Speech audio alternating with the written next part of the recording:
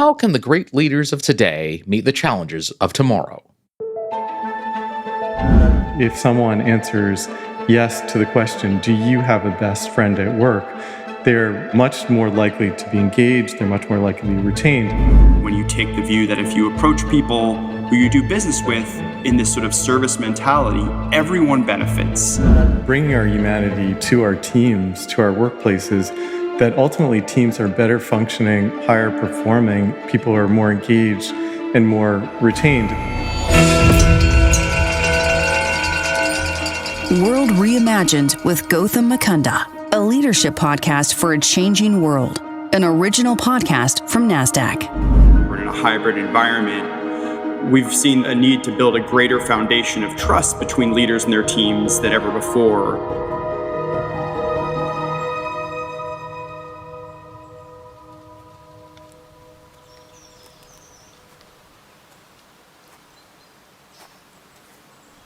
In 1995, Russian artists Vitaly Komar and Alexander Melamed embarked on an experiment. They surveyed people in 14 different countries from around the world to find what they called the most wanted painting. By asking a series of questions like, do you like indoor or outdoor scenes, and what's your favorite color, they hoped to create an optimally satisfying painting for each country. But a funny thing happened. With a few minor differences here and there, everyone's most wanted painting was the same. Almost universally, people liked landscapes. They liked blue sky and a body of water in the background. They enjoyed trees with branches low enough to climb. And they liked a path leading away from the viewer that almost beckons you to follow it. Upon studying this project, art philosopher Dennis Dutton noted that the landscapes people preferred very closely mimicked the Pleistocene habitats in which early humans evolved. We like having water to drink, trees to protect us, and a path to guide us, even in places like Iceland, where such a landscape does not exist. In short, there's something inherent in human psychology that finds happiness in looking at nature and being invited to come along. So what are leaders to make of this? Especially in this new world where our offices sometimes aren't in offices and instead can be anywhere. So I did a meeting with a leadership team about 2 weeks ago, and I could see where everyone was. And I asked everyone to turn off their camera and go into nature for 5 minutes, whatever that meant. Ben Michealis is the co-founder and CEO of the Group.io, where he works to support leaders in their organizations by focusing on alignment, learning, and improving connections. Those connections often start small, but they can ripple into something bigger. Even in this urban environment, there's not a lot of nature where I am, but I stood near a tree. I asked everyone to do that because there's a lot of data indicating that reduces our stress in all kinds of environments. And then I had everyone come back on. I had everyone set a timer, come back on to the meeting, and I asked people what they did. And one of the loveliest things was that this is a team that works together. A number of them mentioned that they spent time with their dogs during those 5 minutes. And people that had worked together for, I don't even know how long, had never even known that they each had dogs. And it really just created a bond. And then we could continue on with what we were focusing on. But being able to do things like that are so micro, but it really makes a huge difference. In just a simple 5-minute exercise, asking the group he was leading to connect with nature led them to connect, ultimately, with each other. And as research has shown time and time again, building interpersonal relationships within a team is one of the best ways to keep that team together. The other research that has been around for a while, but is the Gallup research about having a friend at work. Kevin Delaney is the CEO and editor-in-chief of Charter, a media and insights company that aims to shepherd workplaces through the increasingly tricky landscape of modern work. And their task has only gotten more challenging now that not all workplaces even exist outside of cyberspace. As you probably know, Gallup has been polling hundreds of thousands of workers for decades, and what they found is that if someone answers yes to the question, do you have a best friend at work, they're much more likely to be engaged, they're much more likely to be retained, and their team is much more likely to be productive. And so it's clear that bringing ourselves honestly and openly to our workplace and also being open to and pursuing friendships with our colleagues, real quality human relationships, are things that are not just important for avoiding the kind of over optimization, algorithmization of our economy that human beings are the kind of byproducts and victims of, but it's actually the key for sustainable high performance. If you want what these business leaders have said that they want, which is high performance over time, then you should be thinking about these practices that have not been as central as they should be to how we think about our workplaces. Yeah, I mean, I think that we're doing a lot of psychoeducation with leaders, and some of the questions that I get, honestly, at one point I was talking to the C-suite in this one company that we work with, and I was talking about creating an environment where people can talk more about what's going on with themselves and their lives. And I kid you not, one of the leaders was like, well, why would we do that? Why would we do that? And I was like, are you kidding? Because we're whole human beings here. And we're not just what we do. We're not just our function. And it really was a moment where he was like, oh, he had to take a step back. But the more we can do that, it allows for that psychological safety. And that's one of the challenges with hybrid work, because when we're on, whatever these platforms are, Teams or Zoom or whatever, a lot of the interactions really are transactional. And what we've been doing with a lot of these hybrid teams is creating structures and also doing brief offsites, bursts, if you will, with these teams so that they can spend some quality time getting to know one another more fully as human beings, so that they're basically building up positive affect with one another. Imagine the three of us are working together and I say something totally rude, not intentionally, maybe it's intentional, who knows? And you guys are like, that guy Ben is kind of a jerk. And that's what you're left with. That's going to stay with you. Whereas if we're working in person and I say something rude, and then 20 minutes later we're talking about, only the murders in the building, the show that we all watch or whatever, suddenly there's more positive affect towards me, and those things balance out. But if you're doing everything entirely remotely, there's really not a lot of room for that, and it sort of really strains these relationships.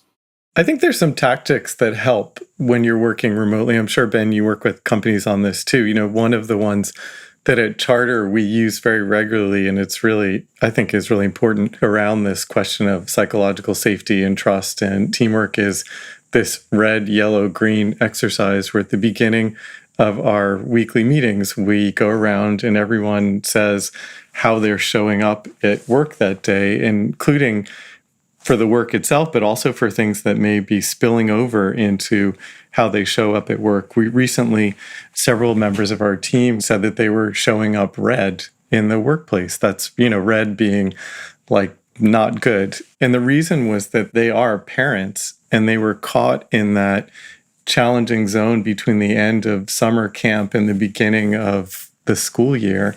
And the strain of actually just navigating that was so extreme that it was going to color anything that they did in the course of their day. And so just knowing that created the understanding that we're in this together and I can support you through that and we can talk about this. And when I'm showing up red, I'm going to share that as well.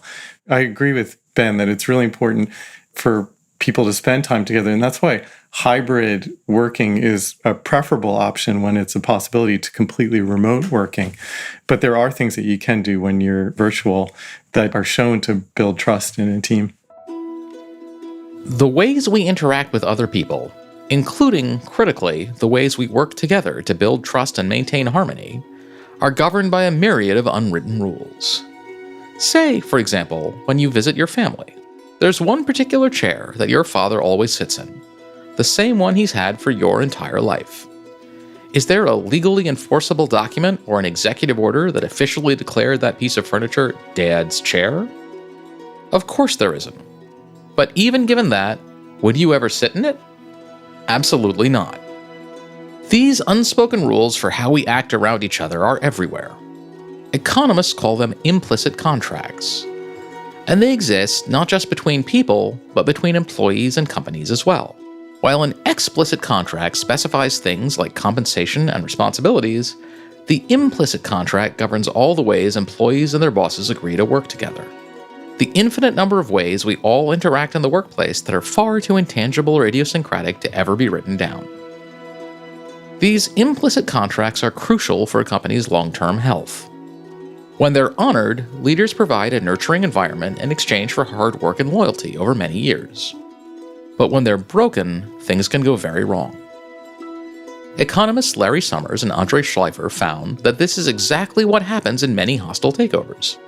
The new owners often break these implicit contracts, squeezing the existing teams until they break down or quit to generate as much short-term revenue as possible. As a result, shareholders might be better off, but everyone else does worse. This doesn't create value, it just transfers it from employees and customers to investors. And often, in the long run, the company, its customers, its community, and everyone it employs suffer. Our implicit contracts were also disrupted in the spring of 2020, when millions of workers suddenly found themselves at home, doing their jobs from phones and laptops and other devices they had on them all the time. Which meant employers had a decision to make. Something that happened at the very beginning of the pandemic is certain jobs basically just became 24-hour jobs. For knowledge workers, they had access to their computers at all times. There became this expectation that they would always be on or accessible. And without mentioning names, a number of different companies realized, because their workforce was like, we can't do this. We can't do this anymore. We don't have lives. I mean, one company, remember this woman was saying that she would bring her phone into the shower, like she would keep it next to the shower so that she could shower and be accessible to the people that were leading her company. And she was having a lot of problems. And we have been helping to try to put systems in place between management and leaders and their teams so that there can be natural barriers. Because if the barriers aren't there that we used to have that involve commuting and not being able to do your work because you weren't physically on site, for some people, we have to create those boundaries and create those sort of spaces that exist because we need them. So when I was teaching at Harvard Business School, I remember sort of mentioning briefly in class that one of the biggest problems for hourly workers was lacking control of their schedule because scheduling software was scheduling them to optimize this. And so after class, one of my students comes up to me and says, so I just want to chat for a moment. Sure. And she starts crying, like just starts crying in front of me, which I'm sort of, okay. And she says, I did this. I was like, what do you mean? She says, I created these programs for a company that I was part of before I came to HBS. And it just never occurred to me that this would be a problem, right? She said, I was just optimizing the labor. Like I had no idea that this was ruining people's lives. And now I know I did this. I did this to hundreds, maybe thousands of people. And so I have a two-part question. One is that the idea that you should not push your workforce to the breaking point. The fact that that seems like a managerial revolution, as opposed to just some combination of good practice and basic human decency, is in and of itself says something about us. And how did that happen? And how do we get to a place where it is not, a revolution? And then the second would be, what does it say about us that it doesn't even occur to us, not to us, right? But it doesn't even occur to many people who are doing this, the implications that this has on the life of the people who they're creating, right? And you said the 24/7 work environment that you're describing, that might actually be new for someone who does all their work on a computer. But if you worked at a Walmart, like being on call all the time is not a new thing. How we got there, I think you just look to the legacy of the 1980s for American business, and you think about the business leaders who are on the cover of every business magazine and really held up as heroes. It's people like Neutron Jack Welch.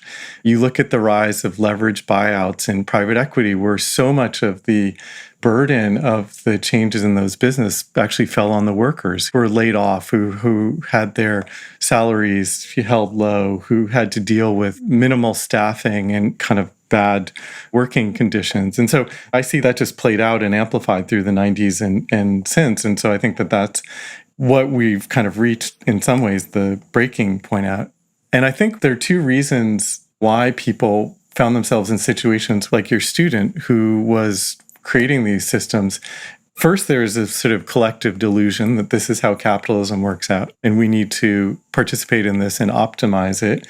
The second thing is that there just wasn't the governance mechanisms to protect workers against these sort of things just were completely hollowed out. And this is things like organized labor, and this is managers who actually, the middle managers who strategic consulting firms for decades have made it their business and charged millions of dollars to actually strip out what they call the frozen middle. But the frozen middle are actually effectively the team leaders, the captains who actually are in there with the workers and can see what's going on and support them through the challenges, and also can carry their issues back up through the chain of command. So, there are interesting structural practices that I think companies should think about, and the U.S. more broadly should consider beyond organized labor. I think that maybe employees should have a voice in some way in the management or on the corporate boards of companies, like we see in Europe with these advisory councils and employee representatives on boards, so that the people running companies and the people creating these sort of optimization services aren't blind to the impact that their decisions have on employees. They should want that voice, because not only does it make it harder for them to do things that are really immoral, it also allows them to benefit from the insights and the energy and the participation of workers in the running of the company, which, contrary to the guiding business ideology that we've been suffered under, is actually a positive thing. When the workers can say, like, here's how we could better serve customers, here's how our system is not working, that's actually a good thing for companies. This problem of constantly expanding work demands was addressed by Harvard Business School professor Leslie Perlow in her book, Sleeping with Your Smartphone.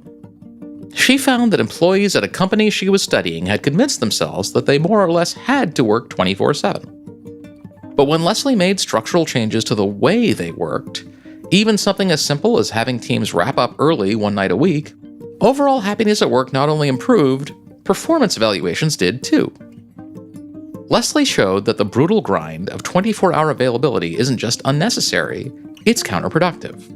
And yet many organizations still demand it, leading in part to two terms that are heard a lot when discussing today's labor market: the Great Resignation and quiet quitting. Often they're framed as problems that leaders need to solve or combat or in some way eliminate so that productive work can continue. But leaders would be better served by looking at these not as an issue to be solved, but a symptom to be heeded. Yeah, I think you're 100% right that the quiet quitting and Great Resignation are diagnostics on businesses. One really striking thing, just as a quick aside about the Great Resignation, is that, as we know, historic numbers of people voluntarily quit their jobs, and this is related to the labor market, but it's also related to the fact that people were not being paid living wages. And a lot of the people who were actually quitting their jobs were quitting their jobs in the hopes of actually getting a raise that would bring them closer to having compensation that would actually enable them to live with some dignity, as Ben said, and support themselves and their families. So there's a diagnostic, but there's also just a kind of structural reset there, which has been really important. Unfortunately, I think, inflation is now undermining a lot of the salary gains that we saw over the past year or two. How do you fix the problems that quiet quitting or the Great Resignation kind of point to? I would say that there are two things that I think are particularly powerful. I think one of them is being really clear about the purpose of your company. And there's like endless research that shows that workers are looking for a connection to societal purpose in the workplace. And they're actually, interestingly, across both Democrats and Republicans, are looking for their employers to be more vocal, to be more active in standing up for addressing the issues of our day, including climate change and inequality, racial injustice, and including reproductive rights. But the point is that companies should understand what their purpose is and how that connects to society.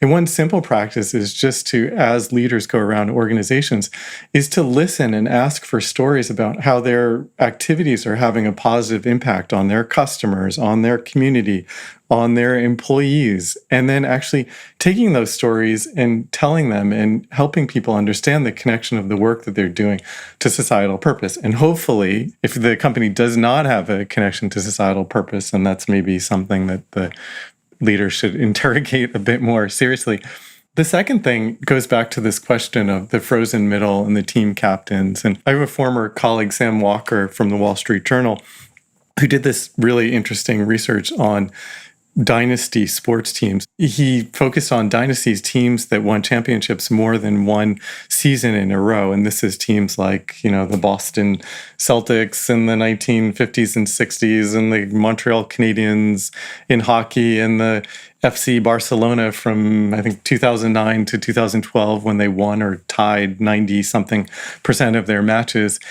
And the thing that Sam found in his research, the factor that correlated most closely with a team being a dynasty, was actually the team captain. And this was someone who, like Carlos Pujol at FC Barcelona, who wasn't always the flashiest, the highest scoring, the prima donna, but is the person who showed leadership on the field in the course of play, who's giving feedback and direction, who is handing off the ball. They were often not the most popular people. In times they were polarizing because they were pretty direct in their feedback to team members. And I think the thing that organizations can do today is find, empower, and support team leaders and use this team captain model, because we've seen is that so few organizations actually train and support these managers at the level of the team captains. And I believe that that's one of the key things to fixing what is ailing a lot of companies.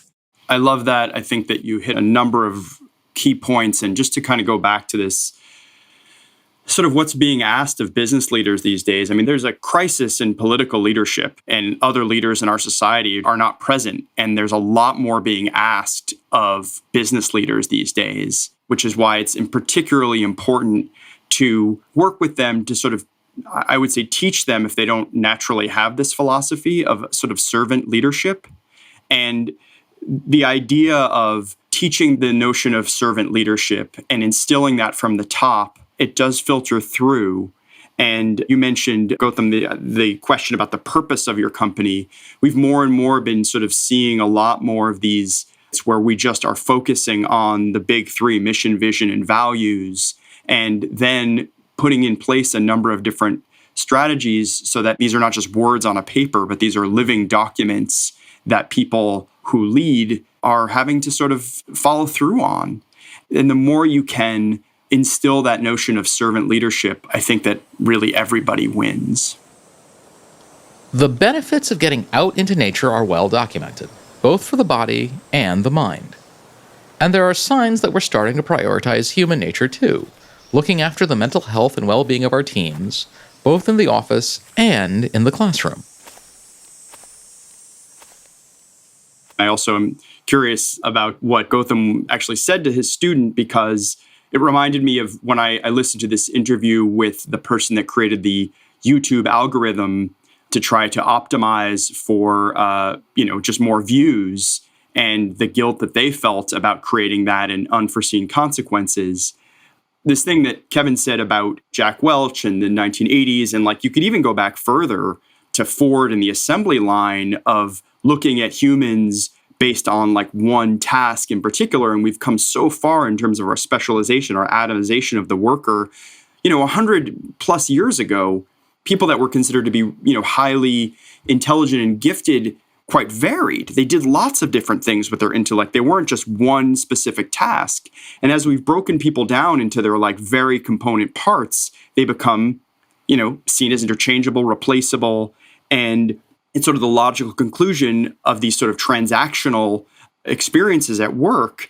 And it's interesting that you mentioned the frozen middle, Kevin, because my company's called the Group.io. That is invariably when the level at which we get brought in is first at that level. That is where the stress collects, because it's coming from above and from below.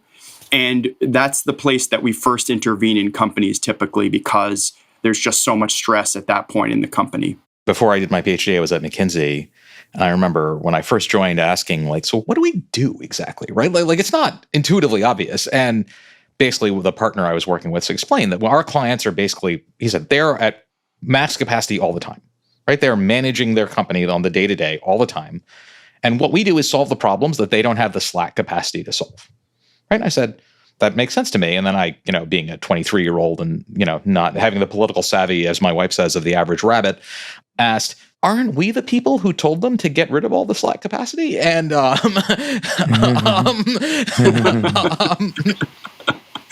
How long were you at McKinsey? 18 months.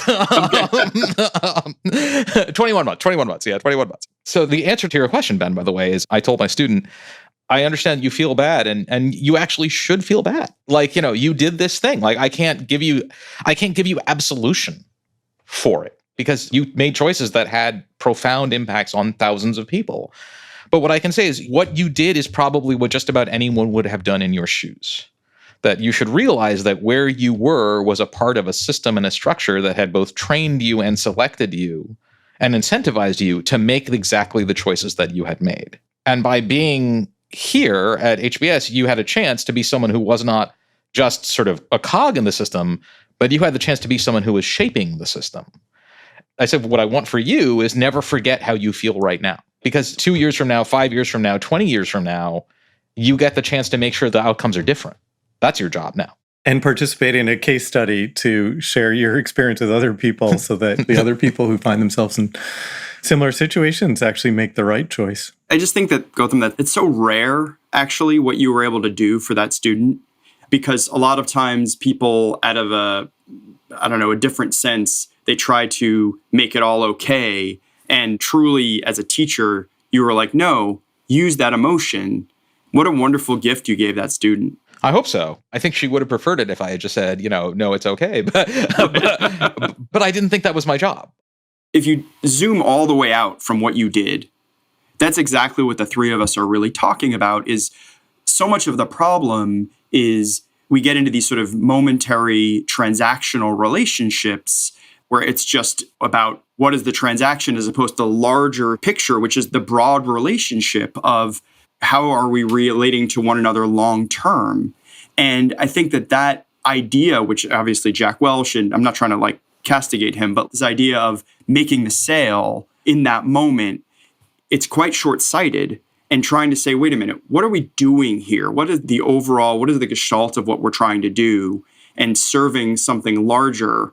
And when you can do that effectively, it doesn't always lead to positive outcomes, but it can lead to better ones. I think a big part of it, Ben, to your point, is bringing our humanity into the workplace, which is we've been coached and trained and selected to actually leave it out. And among the things that I think is really important over the last few decades is the richer research that has been developed that shows that it is actually through bringing our humanity to our teams, to our workplaces, that ultimately teams are better functioning, higher performing, people are more engaged and more retained. And there are just a few quick examples of that. One is the project that Google did, Project Aristotle, which has been written about a lot. And ultimately, it was the psychological safety, it was the trust within the team, which was founded on their actually knowing each other as people, that ultimately was responsible, not just for them having a team that got along and people who stay there,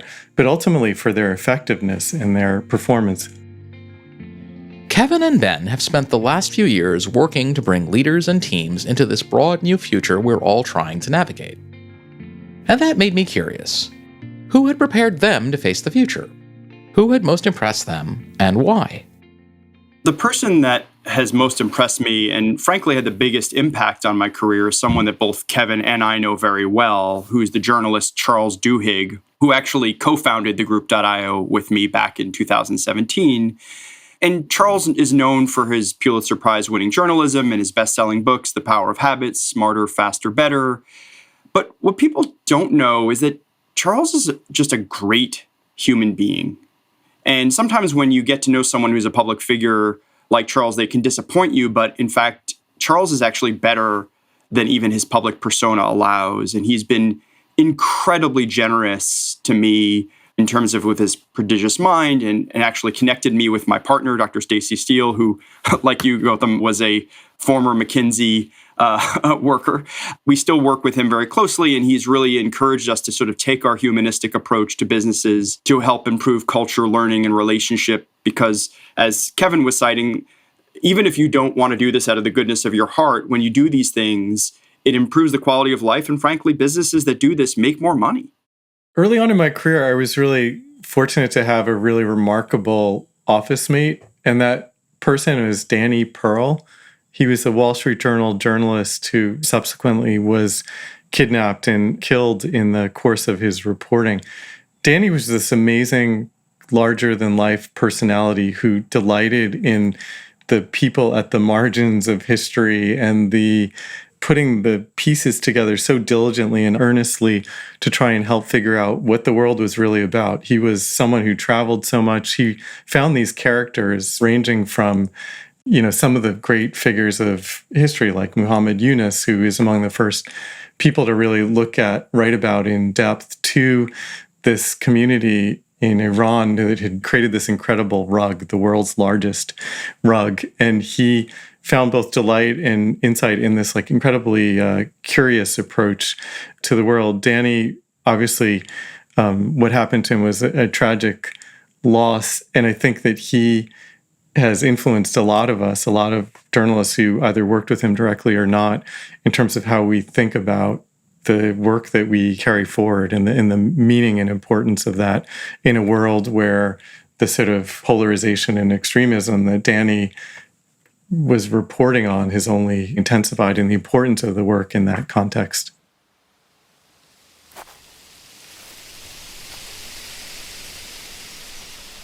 There's a saying familiar to everyone who spends time outdoors. You should always leave nature better than you found it. It's an important mantra to keep in mind for leaders who are looking down the path, wondering what the future of work looks like. Questions like, is it remote, in person, or hybrid are certainly important. Even considering that question and pondering the best fit for their teams means leaders are headed in the right direction. But they need to go further. There isn't one formula that's right all the time for every workplace. Instead, leaders need to keep the spirit of an ideal workplace in mind and find the best way to get there. The office of the future might be real. It might be virtual. But it should make our teams feel psychologically safe, give them the sense that they can trust one another, and, critically, let them have time for a life outside of work. Because planning for the future ultimately means planning for a day when we won't be in charge anymore, when we'll have to hand the reins to a new generation of leaders. And if by then we've built a culture that prioritizes a life outside the office, that's fostered strong connections and communication, and that values and nourishes human nature, then we will truly have left the world of work better than we found it.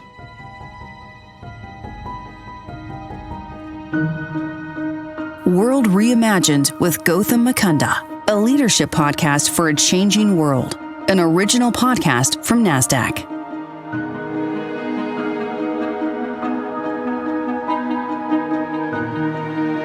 Gautam Mukunda does not speak on behalf of Rose Park Advisors, LLC, or any of its affiliates, and is not soliciting investments or providing investment advice.